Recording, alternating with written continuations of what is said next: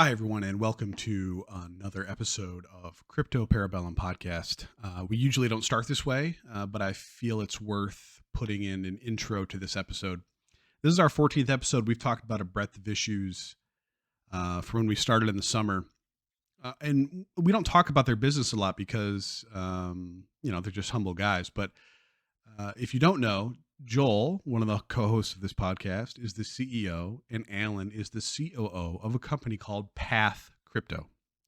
Path was formerly known as Stacked. They rebranded recently, and they are an Alameda portfolio company. This episode, we go through exactly how Stacked at the time became an Alameda portfolio company, and some of the interactions that they had with Sam over the years, dating back to like the start of 2020, even before the COVID crash, and talking to Sam about becoming part of their portfolio. It's pretty clear to see, and you're gonna listen to it, and I think a picture will be painted about how Sam was able to pull this off based on the interactions that these two men were willing to recount out of the sake of transparency, and what their experience was like with Sam Bankman-Fried and Alameda. You hear things about how they met, how Sam was pressuring them to take FTT in lieu of dollars in their investment, about Sam advising on how to escape regulation, how to create shell companies. And the thing about this episode is something that Joel says very briefly, and we kind of gloss past it, but I'm pointing it out right now. Stacked was one of Alameda's first 10 investments on the equity side. They went on to have over 400. So this is a little bit of conjecture, but is it too far of a stretch to say that the things that he tried with Stacked, that Joel and Alan and Steven and the board of directors rebuffed and said, no, we don't want to take your advice, later became required, that you had to take FTT, that you had to treasure with FTX?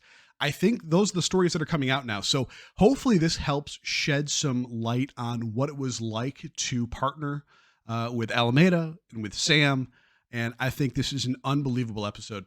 If you have questions or if you have comments about this episode, you want to know more, there's something you feel we left out, shoot us a note. Send us a direct message on Twitter. It's at ParabellumPod, at ParabellumPod. I'll make sure the guys get the questions and we'll try to get back to you. If you have a story you want to share, let us know.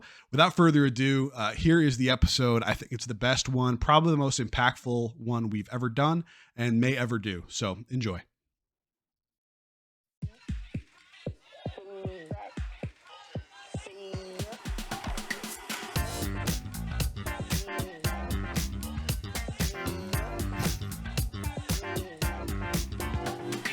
Crypto Parabellum Podcast, episode number 14. 14 episodes. And you could argue that this didn't even really get interesting until a couple weeks ago. Good morning, Alan. How are you? Joel's here too, but he's off camera. I am doing well. It's been a wild 2 weeks. So yeah, well is relative. I'm doing fine. Yeah, there you go. I mean, probably better today than before because we actually have a little bit more clarity, even if it's not good. I think part of it was not knowing was driving me crazy. I think, I think every day gets a little bit better. At the same time, every day gets a little bit worse as more and more information comes out. I think we've still probably only barely scratched the surface, and this is going to be a trickle for probably years. I think it will get tough. Maybe to ignore, but at some point you'll probably have to just ignore it because it's going to be every day, every week, little detail, and death by a thousand cuts. Yeah, it just becomes background noise at that point. So obviously there was incredible crypto volatility. You guys run a crypto company, so we had a couple weeks off. I had a baby. You guys had some stuff thrown on your plate. And so we had Dale and Kazan last week. Again, thank you to them for popping in and being a guest host while shit was crazy. That was fun. But it was really more about like, let's talk through the basic timeline of events and what do you think about this? Did you ever interact with, blah, blah, blah. Just very conjecture. How do you feel? Where do we go? And it was a great episode. I mean, from an entertainment perspective, we didn't get into a lot of the details. And obviously, you're both technicians, builders in the space, a little bit more so than, well, anybody else that has appeared on this podcast, myself included. So it should be fun to pop into this week in a little bit greater detail. But I don't think I've spoken to you, either of you, except for via text on this. So I'm curious, like, as this was all unfolding, I was in a hospital room on my phone. So that was pretty wild to like see the text between Sam and CZ. And I was like, is it now going to be called Binance Arena in Miami? What the hell is going on? And so like, that was like kind of where my brain went, as dumb as that is. So like, we'll start with Alan, go to Joel. Like, you first started like seeing this stuff kind of go down. Like, how did you view this? Like, what was your initial reaction? And did you know that where we are now is where we were headed, or did you have hope initially? So the first thing I can remember is the weekend before Tuesday. Tuesday is sort of when everything blew up. So the weekend before, I think you started to see questions and rumors as FTX was starting to get pressed for withdrawals. And at that time, I'll just speak for myself. I was still someone that really looked up to Sam and had a ton of belief in everything he was doing. And so I watched, assuming everything would be fine. That was if I'm completely honest, I could Monday morning quarterback and say, oh no, we knew it was coming all along. That's just not true. I thought everything was going to be fine. So they struggled through the weekend with a bank run, with withdrawals. My assumption was that Monday comes, you can now wire from general bank accounts and pull money from other places. That would probably be the end of the issues. That was my thought over the weekend. So I vaguely remember going back and forth with Joel, sort of just talking about, wow, this is crazy. Like, they'll get out of it. No worries. It's FTX. Monday comes around, and I believe the opposite happens. They don't solve anything. It gets worse. And I believe withdrawals actually stop on Monday.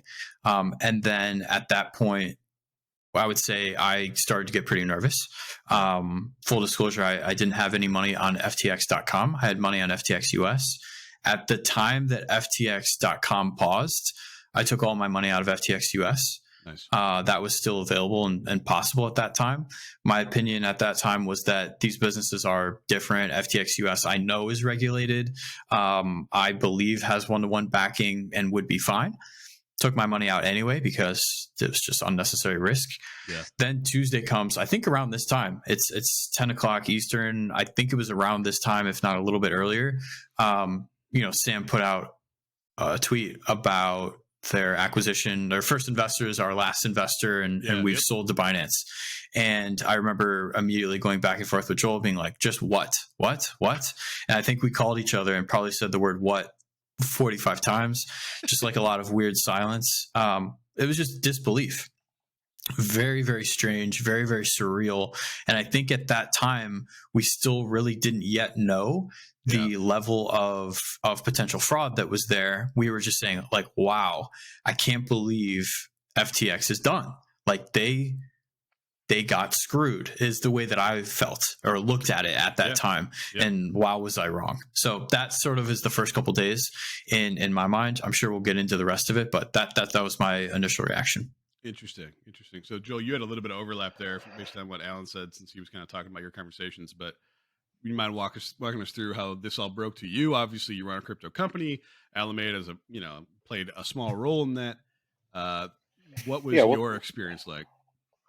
We'll definitely talk about, I think much of this conversation will probably be around Alan and my personal relationship with FTX Alameda. Sam, we were probably closer to them than 99.99% of anyone who will ever listen to this podcast or participate in crypto. So we had this unique perspective. My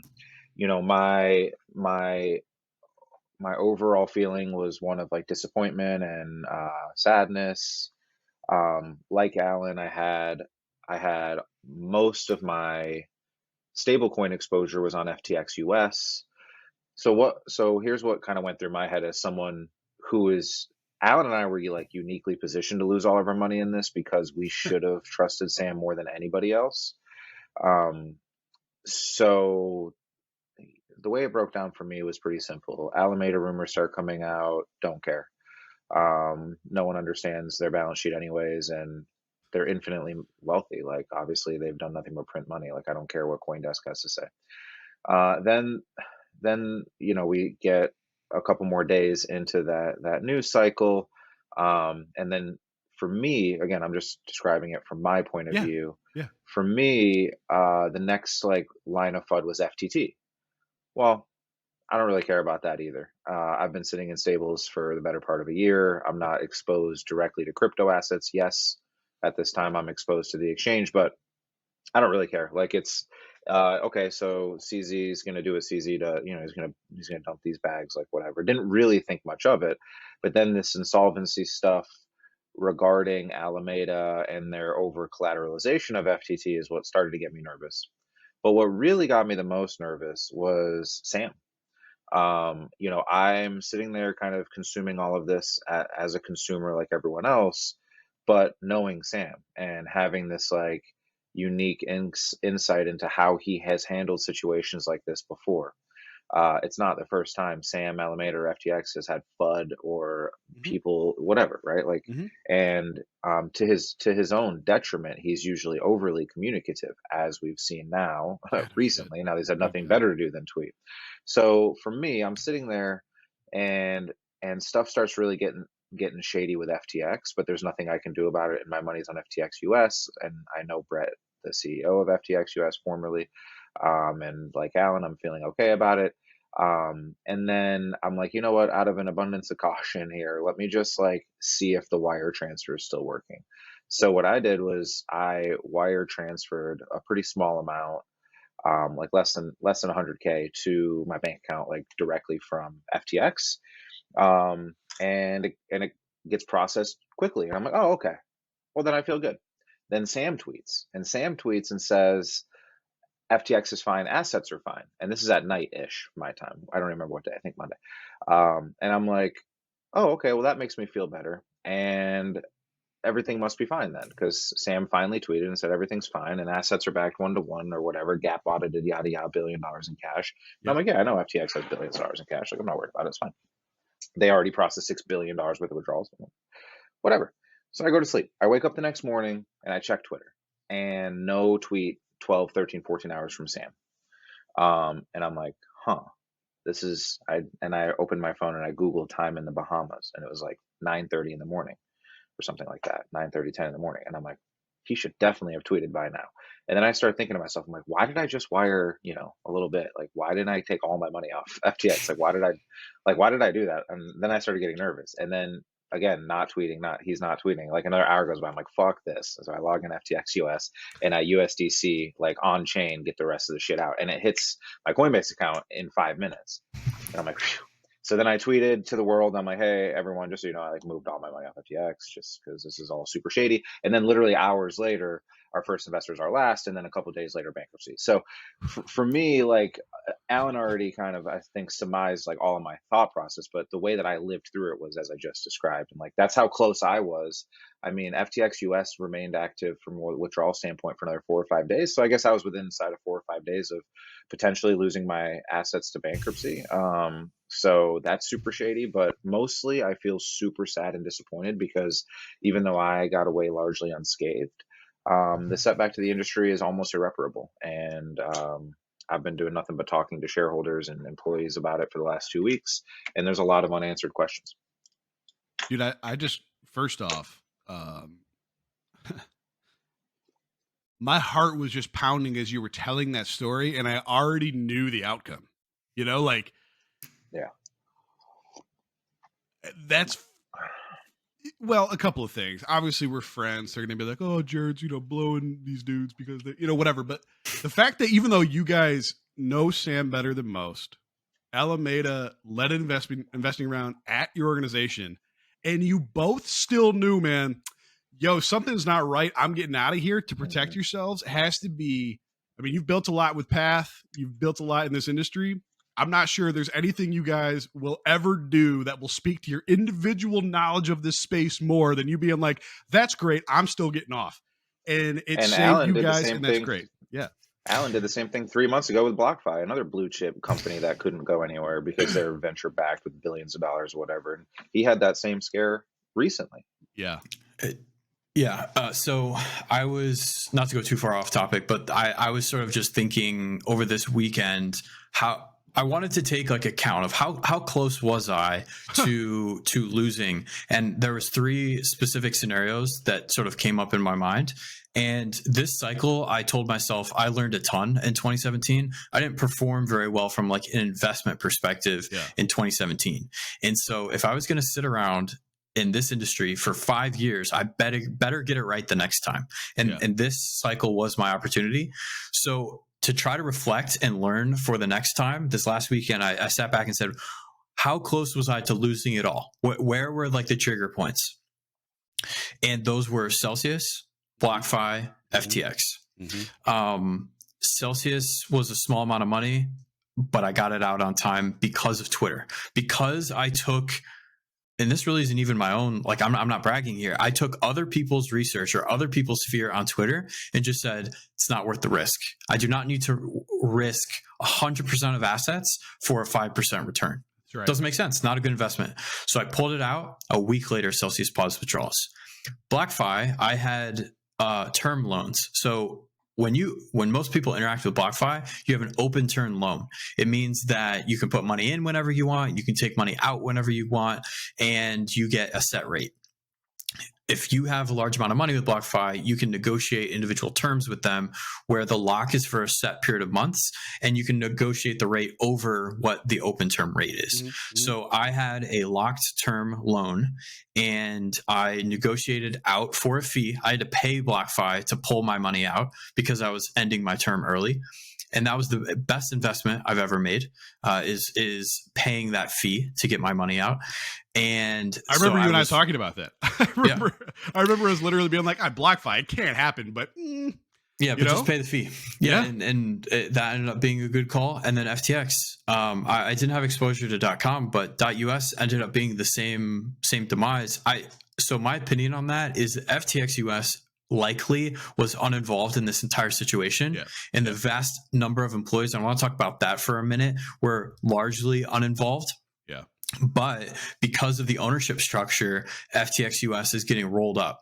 And so the sad part of that, all of this makes me mad, but more than anything else, it makes me sad because there are millions of people, 6 million registered users between FTX.com and FTX.us. The breakdown is roughly 5 on .com, roughly 1 million on US. 6 million people total have some type of negative impact. And that ranges from, I don't care, it was a dust account, to my entire life savings was on this exchange. I am now broke. I don't know how I'm going to meet rent next month. And so that's how wide the range is. And it makes me nothing but sad for this industry, for those people, for the good actors, and everyone who is going to be cleaning up this mess for the next 10 years. So anyways, back to FTX US. All of these people, I believe their dollars were backed 1-to-1, but their assets are now rolled up into the entirety of FTX bankruptcy. And it's very possible that a US user gets 10, 20, 30 cents back on the dollar because of things that .com did. And so those were the 3 areas where I could have lost it all. And I look back on this cycle with a lot of happiness, with a lot of gratefulness. I played it well. I didn't do great. I didn't do fine. I did well. And I mean that. And those were the 3 areas where it could have been vastly different. So what I would encourage everyone to do, whether you did amazing this cycle or whether you did terrible this cycle, actually sit down and write down which events did you do well in, which events did you do fine in, and which events did you absolutely get wrecked in. Write them down. What can you learn from that? Because history will rhyme next time. And so that's what I would have to add. I don't disagree with that. And dude, talking about, you're matrixing bullets, bro, for the last several months from fucking May to now. And so kudos to you, obviously both of you. And quite frankly, I want to get into this because Joel alluded to it earlier. Kudos to both of you for knowing and insulating yourself well enough from Alameda, even though you have a relationship, to have it not. I mean, and not to say that it didn't impact your company, but it could have been worse, right? Like Yeah. it could have been far worse. But we're having a Yeah. very different conversation. So I think it's worth the conversation because this is kind of how I feel that we can best serve the crypto sphere right now. I'm going to set this up, and then I'm going to go to Joel, and then we'll go to Alan. But what I'm setting up is, as soon as all this stuff comes out, we're filing bankruptcy, or we're going to be acquired by Binance. Now we're filing bankruptcy, whatever. People are blasting out. Here's FTX Ventures investments. Here's Alameda. Here's West Shore, whatever financial, and Westshire, whatever the hell that was. And then Stacked is on there. Stacked's listed. You guys are now called Path, but you were technically an Alameda portfolio company. So I think it's best to say, well, let's do this. We'll bury the lead for a moment. How long have you known Sam, Joel? Alan, we met Sam in 2019 or 2020. I don't know. Let me pull up the DMs so I can tell you exactly I want to say when. late 2019, but pretty goes back quite a while. Not like 6 months, right? The first one was January 14th of 2020. That's when we had the first meeting. But before that, we definitely crossed paths. Yeah. I would say. Okay. But that's when an official business relationship happened. Which is pre-COVID crash, right? Like, so that's like January 14th. Yeah. That was March of 20. So like a lot of people's crypto experience didn't begin until crypto crash happened, Bitcoin and Ethereum almost go to zero.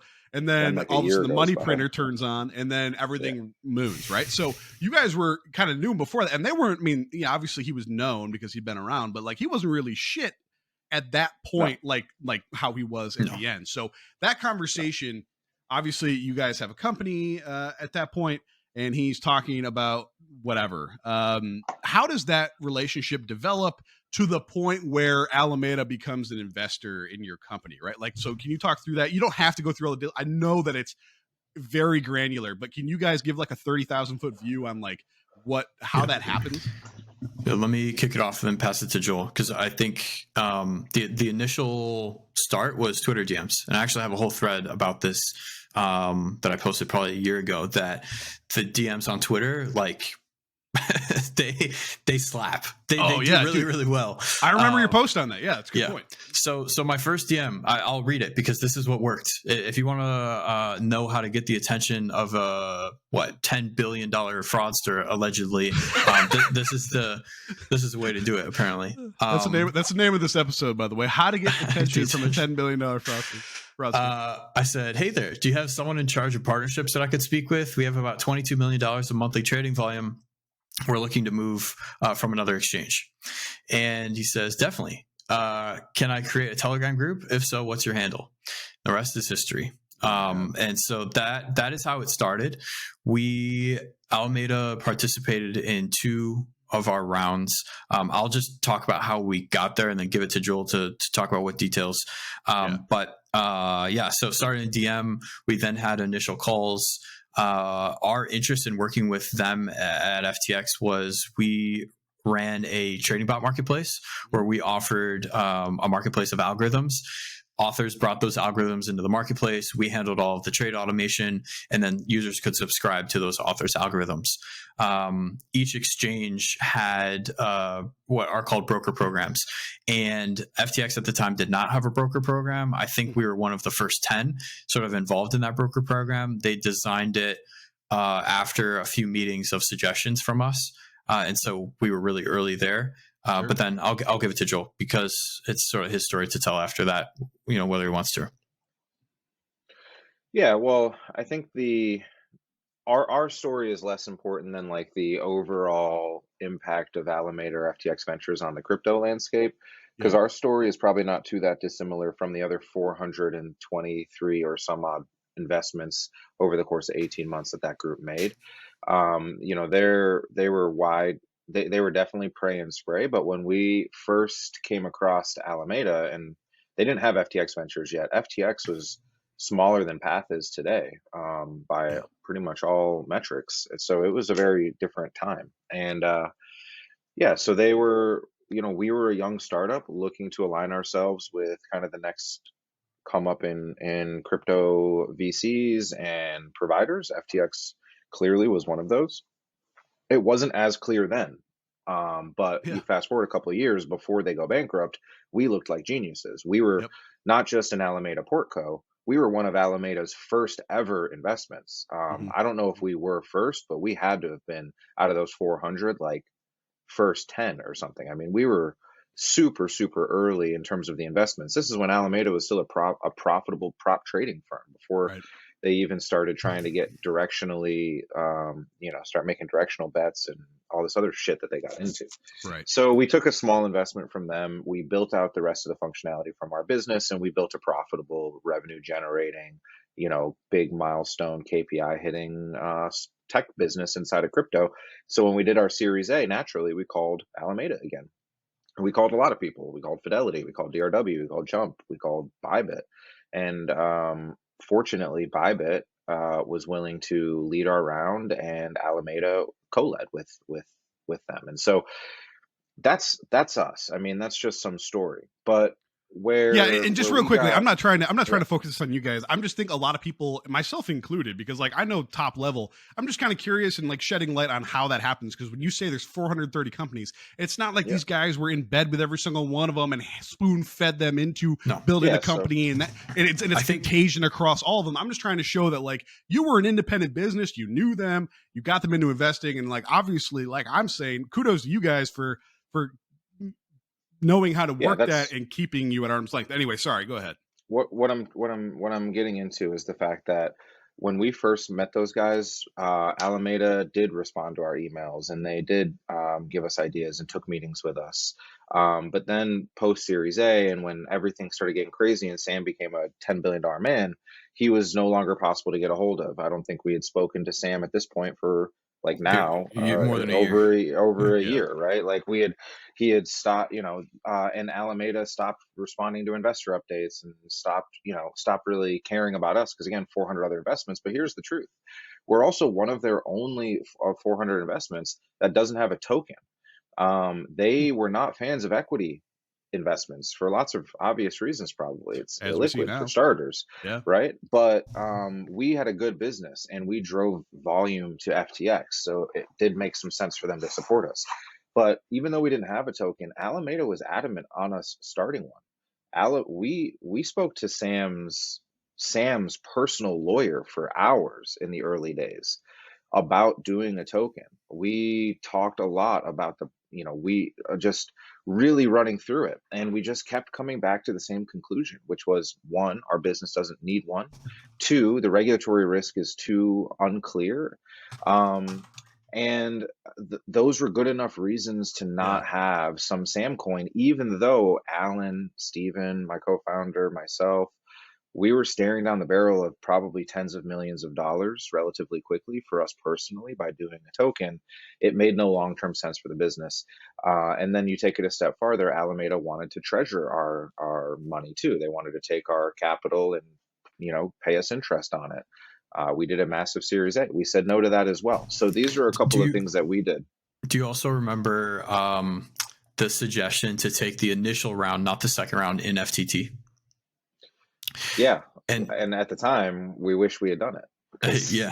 Not anymore. But funny or interesting tidbit from that conversation. I'll see if Joel remembers. They suggested we take FTT, and part of we had some hesitation or reservations because we were raising the capital to run the business. We weren't raising capital just like to sit on it. Like we weren't trying to just sell equity. We needed money for the business. So their suggestion was, hey, well, why don't you take FTT? And we're like, well, okay, we could take maybe some in FTT, but we do need to run the business. And the part that we do take in FTT, we're sort of concerned because it's like, we're not trying to trade. We're not trying to be investors. Like this is raising money for the business. And do you remember Sam's suggestion to counteract that, he's like, well, whatever you take in FTT, you could just open a sizable short on Ethereum, and they would even out. And Ethereum was like $320 at the time, and obviously we didn't take FTT. We also didn't short Ethereum. But I remember us getting off the call and we're like, is Sam saying short Ethereum? Like that's weird. And thank God we didn't short Ethereum, because we would have been absolutely liquidated. We didn't. Yeah, thank God everywhere. we didn't. Thank God we just used common sense running our business. We didn't day trade. We didn't take shit coins. We didn't treasure in DeFi farming. We didn't fucking do any of that bullshit. We just have a regulated business with a good board of directors and a good leadership group, and you're just running a good business and doing our damn best. And so those things helped us. But the vast majority of Alameda portcos do have a token. Did put all of their money on FTX. I think over 100 FTX companies under FTX have already filed for bankruptcy. But of those 400 venture companies, I think you have to mark most of them very likely down to zero. The ones that do have some capital left are going to have a hell of a time raising more. Most of them don't have any meaningful business because, again, they're shitcoins. So as we all know how that works. I think Joel's point is that it's possible and likely that we had a very different experience with Alameda because we didn't have a token. And so they were not very engaged with us, but I don't know what type of engagement they had elsewhere. Maybe everybody was like us, where the market saw Alameda as these like kingmakers, but the actual people that got invested in, I can only speak from our own experience, like I had a direct line to one Alameda contact, and sometimes I heard back and sometimes I didn't. That was the extent of it after they got big. Maybe all the token people had meetings every week and ton of help, and they're in a terrible position because they treasured their, like to all of Joel's points that he just made. So I don't know. I don't know what reality is, but it's very possible that we had a different experience simply because we didn't have a token. So let me ask a very... I mean, you could just be like, that's a dumb question, Jared. Delete it out of the episode. How close did you get to being like, fuck, he's telling us to do this. This guy's the kingmaker. Like, should we just do this? Like, was that a conversation that was had internally? We had hundreds of hours. We had hundreds of hours of conversations about doing a token and putting our money on FTX, like putting a reasonable amount of money in with Alameda or FTX US to earn yield. When you have as much money as we have, 6-7%. Damn near covers your burn. It's a meaningful amount of revenue. Yeah. And to be clear, the token conversation was towards the end of 2020, and the treasury was more so mattered during the second round. So those happened independently at different times. Gotcha. The token conversation was still when you could get Sam directly, and I would say if I was trying not to exaggerate, we probably had 8 to 10 hours of conversations with Sam directly on this. And we decided not to do it. We're in the US. We wanted to sleep soundly at night. We didn't want any of these weird company structures that they suggested. And now they've come out. Every time we asked some pretty reasonable questions, the answers started to fall apart. And now in hindsight, some of it's a lot more obvious, but you hear a lot of smart people talking now about their interactions with Sam, and they're like, oh yeah, he never really knew what he was talking about or whatever. It was hard to see through that when someone has had the success that he had. It's hard to see through some of the mumbling gibberish bullshit. Yeah. But when we would press him on a lot of different stuff, it was, oh, it's, you can just move this Fugazi over here and just register a company in the Seychelles or the Seychelles or the Seychelles. And then you can you can have a shell company in the Bahamas and you can do tokens out of that entity. And we're just like, no. We're just like, how about we just use JP Morgan Chase and we just run a business? Do you think that those trappings of a guy like Sam... Because obviously, when you guys first got involved, he wasn't Sam, like the dude that was fucking, hanging out. Yeah, but he kind of was. So, the first time I was ever exposed to Alameda or FTX was, you may remember that video that was, I think the first time they became popular, at least to me, it was a video of them trading this massive Bitcoin order on Binance. Remember, there was this huge seller on Binance. Yeah. I can't remember how much it was, maybe $20 billion. No. I don't remember. Anyways, there was this huge seller on Binance, and it was maybe Bitcoin is around 16, 17K. And there was a video of someone behind Sam basically recording his whole talking to his trading desk team. And that got a ton of traction on Twitter. And then Luke Martin did a interview with him shortly after that. And I remember like, this guy's like a genius. And I still think that. I still think that. Easy. Dude, I'm just going to be honest about my opinion. I still think that he's incredibly smart. I think he made bad decisions. That doesn't. You can be smart and make bad decisions. Criminally bad. Yeah. But I think it's hard to argue that he's not smart. The other question a lot of people have asked me, because you have to also understand, man, like Thanksgiving's about to be rough, dude. Oh my God! Let's talk about that too. If there's anyone in any of our social circles, yourself, Jared included, and this is probably something that resonates with anyone listening too. Like, you're probably the crypto guy or girl in your circle. Well, correct. When you're the crypto guy, but then also it's your whole life, and you're a blue check on Twitter, and you run a business, and on top of all of that, the only thing any of these normies have heard from me for the last 18 months is Sam Bankman-Fried, invested in my business and FTX and this, that, and the other. Like, you should go all in on Solana. These are things that I've said to my friends over the years. Now, those were all even when I was telling people about Solana, those were at prices even lower than even today. But my point is like, it's like, fuck, man. We told like everyone about FTX and Sam and team, and now it's just wrong. Now it's just, it's just So Joel's 100% right there. It happened to me yesterday, right? So like, I'm going to my in-laws to watch some football. Like, that's something we do together. And people that were there know that I'm in crypto. They know that that's my life. They don't have any interest in crypto, and they're like, "What's this FTX thing I keep seeing on the news?"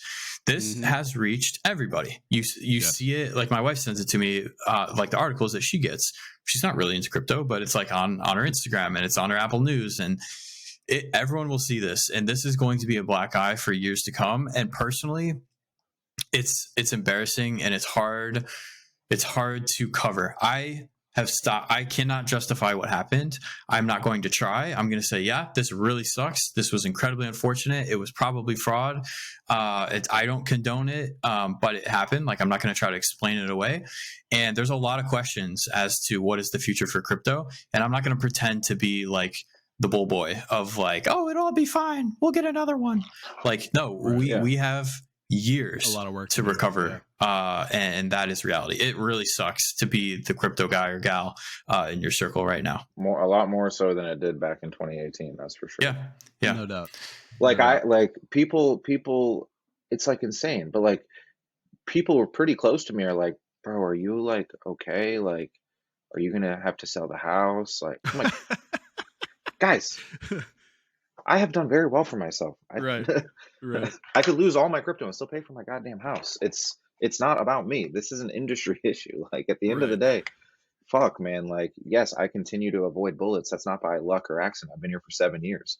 But as an industry and as a enthusiast of the industry, when people are asking me this Thanksgiving bear market, which we've had like 5 Thanksgivings where things have been absolutely shit, every other one I'm like, oh, this is an opportunity. Now I'm like, Solana $12? Honestly, I don't think so. ETH at 1,200? Probably not. Yeah. That's tough because I don't, it's even especially tough when, again, we run a business that the future depends on, doesn't 100% depend, but like 98% depends on crypto. Yeah. Well, look, I don't mean shit to you guys because we're friends, but as an analyst, as someone who's been in markets for a long time, not only personally, but professionally and for your company, there was about 1,000 times that you guys could have been reset back to zero. And not only did you not get reset back to zero, you did the right things. You made the tough choices to still position yourself moving forward, which right now, how many people can say that? BlockFi can't. Okay.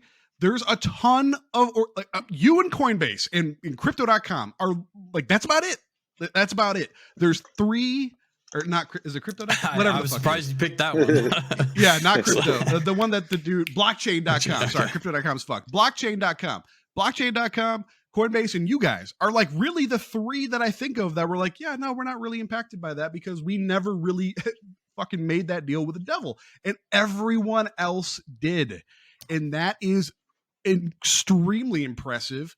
Both it speaks to you guys' ability to run a company and not be like, crypto is everything and therefore we will lean all in and fuck it all, because that could have easily been anyone. It could have been you guys and you weren't. So not that you guys need me to blow smoke, but I am more impressed with you guys today than I ever have been. So kudos. Thank God it wasn't like my money. Like, yeah, I had my money, but like in terms of like the company, like if that was all my money, I may have made different decisions. But because it was other people's money that they trusted me with, Sam could have taken some notes. Like we operate very differently. Like we operate from a place of like protecting that money. It's other people's money. They work very, very, very, very hard for.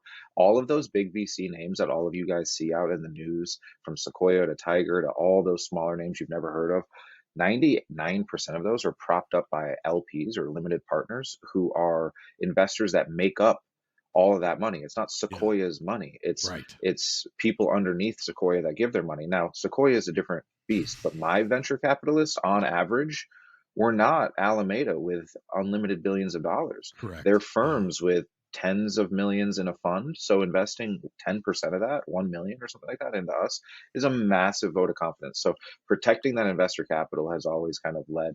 But if I can give any advice to anyone listening who just went through a bull market and lost a good amount, like I went through a bull market before, I lost 90% of what I made. And I wrote on the window of my office after the fact, don't be greedy, because in doing my retrospective that Alan was talking about at the beginning of this call, and I asked myself in not January, but in early 2018, after quitting my job in January, how did I just lose all my money? Like it was mostly, I was just being greedy. Like I just, I just didn't use a lot of common sense. And that stuck with me this entire bull market. It cost me millions of dollars. I didn't do things that I could have done to get easier money. But I think just using common sense, being moral, operating with good intention, and, trying not to get too caught up in the moment are things that are going to help you not lose all your money if we're fortunate enough to get another bull run. Which, quite frankly, I think we will. I know that like it's a little early and like the wound is still fresh, but I think it's going to take a long time. I think like we talked about it last week with Kaz and Dale. I think it is the death of centralized crypto, unless you're doing it like you guys are doing it. Unless you're doing it like Coinbase is doing it, where look, we're going to lean into the regulation, we're going to do what we have to do, we're going to hold what we have to hold, and then you actually can feel safe about that. But like some random overseas centralized exchange where you're like, oh yeah, they're Bahamas, man, it's cool, they got good deals, like that will never happen again, because why would you? There's just no point. So it may evolve, it may take time. We might see, like we talked about, those security tokens or whatever it is, but it's going to take a little bit. So Alan, looks like you want to say something, man. Go ahead. It looks like I want to say something. I would just want to say that I feel really, really bad for the for the FTX employees, because I think this is public, so I'll say it, but they got screwed at so many different points. Remember that they gave up a big portion of their lives, likely, to move to the Bahamas and live with their coworkers. Would you like, unless you're like 22 or 23, would you like to leave your home, move to the Bahamas, and live in dormitories and work 24/7? For most people, the answer is like, nope. But that is what all or most of them did that were in the Bahamas. So they not only gave up a lot of their personal life to go build someone else's dream and their own dream as well, to be in that type of experience. They took salary, sometimes in crypto, but even if they took it in cash, they took it into their FTX account, which is now gone. So let's say you worked there for 2 years. You kept all your money on your FTX account. You spent on your FTX card. I think that's the story for most of them. Your money's gone. The last 2 years of your life, you worked for free. Or you'll get back 10% on the dollar in 10 years when you don't need it anymore. They were offered FTX equity at a discount, and they were told that this is a great opportunity. So not only did they lose the cash that they were paid, they took cash at that point that they probably had from previous work or previous businesses, invested it into FTX equity, which is now worth zero. I mentioned that they lived in the FTX HQ, sort of, giving up all their time, and it's all gone. And so it's easy to say, screw those guys, they were in on it. I personally do not believe that. I think there were probably 4 to 5 people that were in on it. It was all the core team. I think there was probably a backdoor that avoided the regulatory and audits, so that this was only known to a very small core percentage of people. And the rest were good employees working hard in a what sounds like now non-ideal environment under a non-ideal manager for almost now nothing. And on top of that, their reputation, their CV, their resume will now carry FTX for a long time to come. And for the companies that are still out there hiring, I would encourage you to not look at FTX employees. Obviously, do due diligence. Ask hard questions. That's all reasonable, but do not blacklist someone that busted their ass, that gave a big portion of their life to build the crypto dream, and now are absolutely in some of the worst positions. I feel really bad about that, and I feel really bad about BlockFI as well. It was they made mistakes. Do not get me wrong. They made mistakes in their lending book to 3AC. Then they were forced to make mistakes in their deal with FTX because they had no better option. And I also know that they were pressured to keep their balance sheet on FTX by some of the people who were negotiating the FTX deal. It was sort of do this or you have no deal at all. They did their best. They made some bad decisions. But now you have go on Reddit. Go to the BlockFi thread and read people's stories. It's so sad.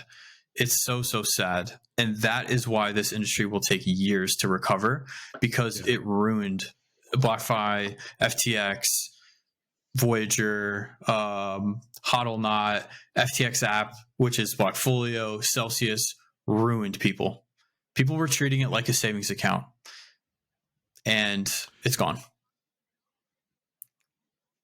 Which, quite frankly, was not unreasonable. It was not unreasonable to do that. I've said a couple of times, no shareholder would have ever questioned me if I put $20 million on FTX. They would. Everyone would be like, "Oh, that's great." Yeah.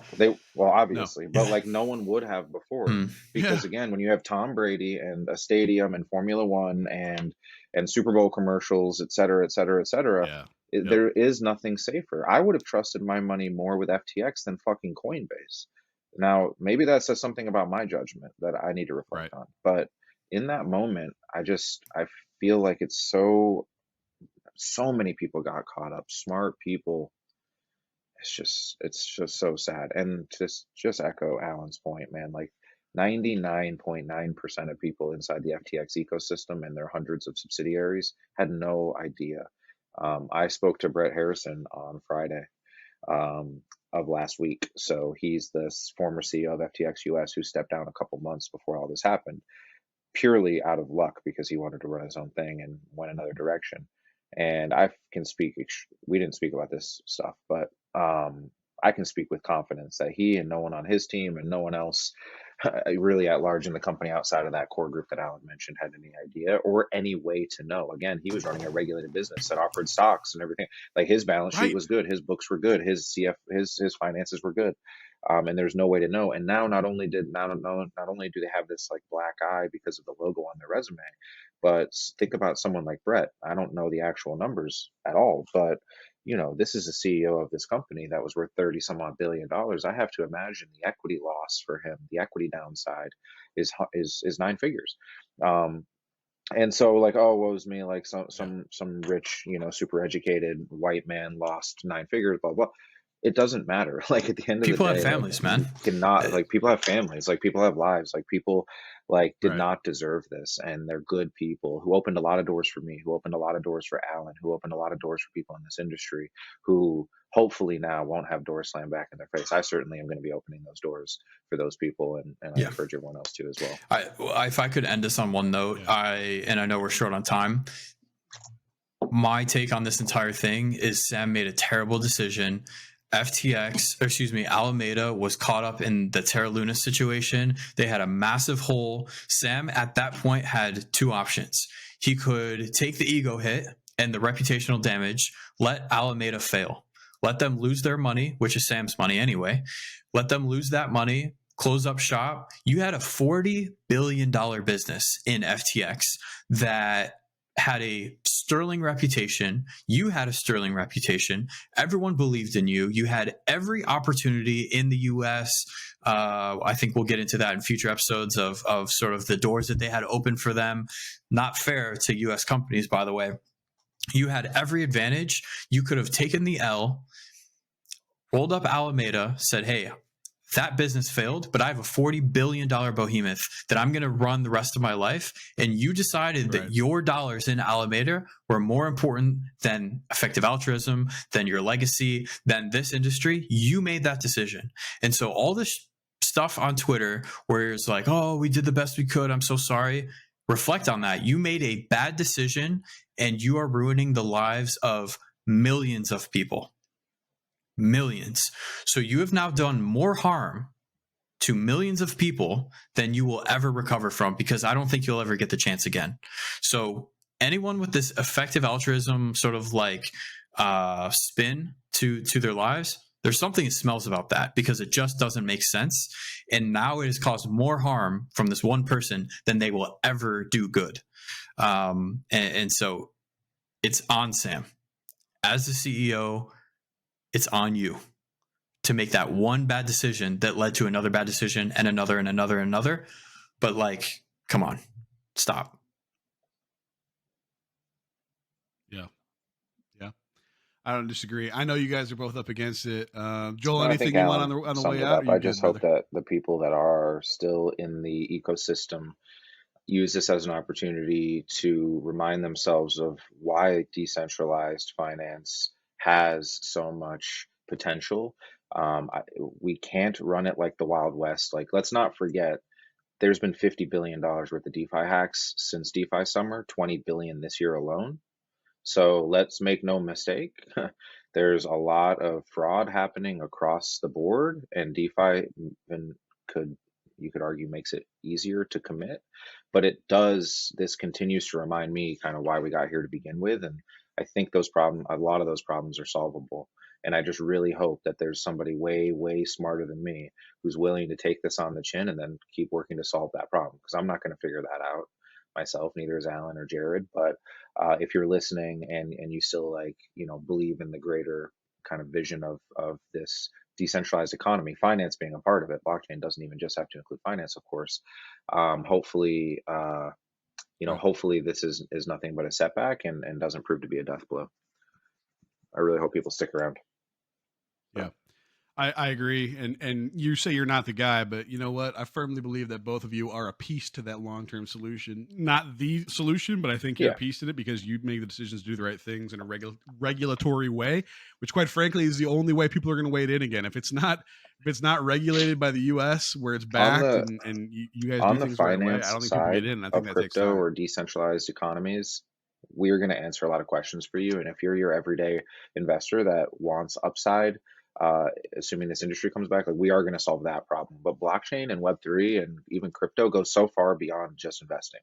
It goes so far beyond just up only or tokens. It's this massive opportunity from an economy standpoint. So looking forward to seeing how it plays out. Yeah. I think it'll play out well, but thank you, and thank you, Alan. Alan had to drop off. I sent him a note because I know he had a hard stop at 10.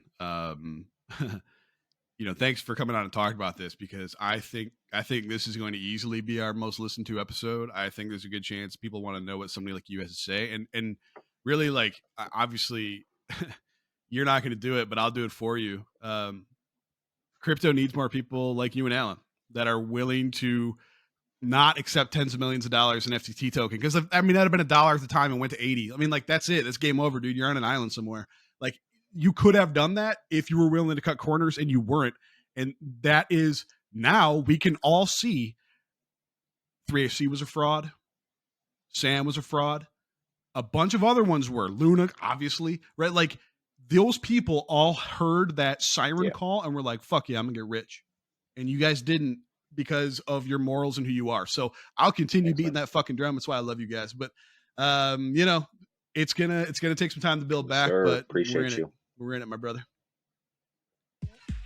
Yeah, dude. All right, let me get us out of here, and we'll call it a week. We'll get into more details later on, ladies and gentlemen. But I think this was a conversation worth having. So thank you, Crypto Joel. responsibly, Thank you, Alan. baby. Yeah, path. Crypto responsibly. Only way to do it. Crypto Parabellum Podcast, episode 14, House of Cards Part 2 with Joel and Alan. We'll see you guys next week.